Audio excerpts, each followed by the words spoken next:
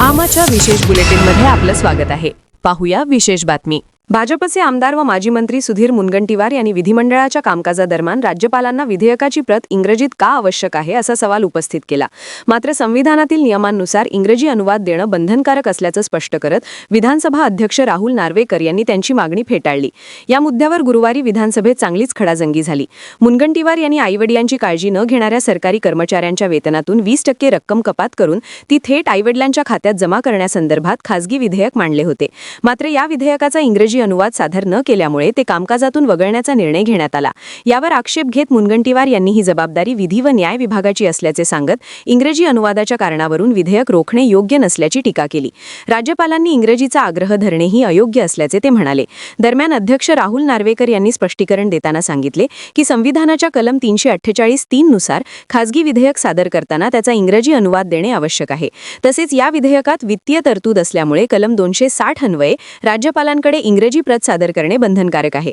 त्यामुळे नियमांनुसारच हा निर्णय घेतल्याचे त्यांनी स्पष्ट केले. महाराष्ट्र राज्यातील कर्मचाऱ्यांची त्यांच्या मातेपित्याप्रती जबाबदारी, उत्तरदायित्व तसेच देखभाल या संबंधीच्या मानकाबाबत तरतूद करण्यासाठी विधेयक 2025 मी डिसेंबरमध्ये इंट्रोडक्शन केलं. अध्यक्ष महाराज, मला आत्ता जेव्हा चर्चेला हे बिल घ्यायचं आहे तेव्हा अध्यक्ष महाराज बॅलेटमधून हे बिल गायब होतं.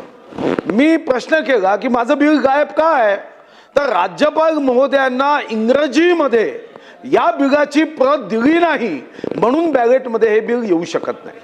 अध्यक्ष महाराज, याच्यात माझा दोष नाही आहे. अध्यक्ष महाराज, डिसेंबरमध्ये इंग्रजी प्रत उपलब्ध करून देण्याची जबाबदारी अध्यक्ष महाराज हे विधी व न्याय विभागाची. सन्मान्य ज्येष्ठ सदस्य सुधीरभाऊ मुनगंटीवारांनी आज जो मुद्दा सभागृहात आणलाय, खरं तर राज्यपालांविषयी या सभागृहात त्यांना इंग्रजी वाचता येतं की नाही, त्यांना मराठी वाचता येतं की नाही या संदर्भात चर्चा करणंच अनुचित आहे असं माझं प्रामाणिक मत आहे. आणि असं असताना हे इंग्रजीतला अनुवाद देण्यासंदर्भातली जी तरतूद आहे ही विधिमंडळाने केलेली तरतूद नाही आहे, ही राज्यपालांनी केलेली तरतूद नाही आहे, ही शासनाने केलेली तरतूद नाही आहे. भारताचं संविधान अनुच्छेद 348(3) हे जर आपण वाचलं तर ही संविधानिक तरतूद आहे. त्यानंतर ज्या वेळेला ते सरकारी बिल असतं त्यावेळेला LNJDची जबाबदारी असते की त्या संदर्भातलं ट्रान्सलेशन करून हे पुढे पाठवणं. पण ज्या वेळेला एखादं प्रायव्हेट मेंबर बिल टेबल होतं त्यावेळेला प्रायव्हेट मेंबर बिलचं ट्रान्सलेशन करायची जबाबदारी ही पूर्णपणे त्या सदस्याची असते. त्या अनुषंगाने मी माझ्या कार्यालयातनं माहिती घेतल्यानंतर मला असं सांगण्यात आलेलं आहे की आपल्याला या संदर्भातली माहिती दिली गेलेली आणि बॅलेटमधनं काढतानाही आपल्याला सांगितलेलं की आपण या संदर्भातलं इंग्रजी ट्रान्सलेशन द्यावं जेणेकरून आर्टिकल 348 सबक्लॉज 3 ची पूर्तता होईल.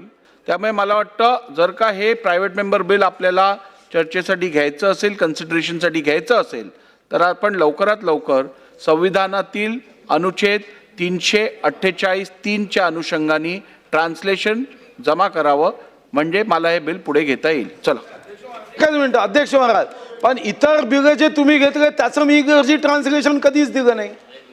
हे पहिलंच बिल आहे की ज्याच्या संदर्भात इंग्रजी ट्रान्सलेशन मागितलं गेलं. आता उद्या किमान वेतन कायद्याच्या संदर्भात बदल आहे ते तर मी मराठीतच दिलं आहे. अध्यक्ष महाराज सांगतो, त्याचं पण सांगतो मी तुम्हाला. किमान वेतनचं त्या संदर्भातही तुम्हाला माहिती देतो. मातेपित्याच इंग्रजीत का पाहिजे म्हणजे हे एवढं समजलं. त्याचं तुम्हाला सांगतो मी का पाहिजे. ज्या वेळेला एखादं मनी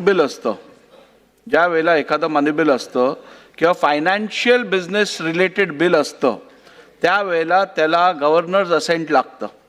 गव्हर्नर्स असेंट आपण आर्टिकल 207 अन्वये गव्हर्नर्स असेंट घेतो. मी चुकीचं सांगत असेल मला करेक्ट करा. I am subject to. आणि त्यामुळे तुमच्या बिलामध्ये फायनान्शियल बिझनेस संदर्भातली तरतूद असल्यामुळे ते 207 अन्वये ते राज्यपालांकडे पाठवायची गरज असते आणि म्हणून 348(3) ॲप्लिकेबल डायरेक्टली होतं. त्यामुळे मला वाटतं सुधीर भाऊ या संदर्भात ह्या सगळ्या टेक्निकल गोष्टी आहेत ज्याच्यात मी आपल्याला सविस्तर लेखी उत्तर पाठवून देतो. सभागृहाचा अजून वेळ ह्याच्यात घेण्यात मला वाटत नाही. मध्ये ट्रान्सलेशन करून द्यायचं एवढं तर करा. आम्हाला मला काही एक हरकत नाहीये. मी LNJDला एक मिनिट.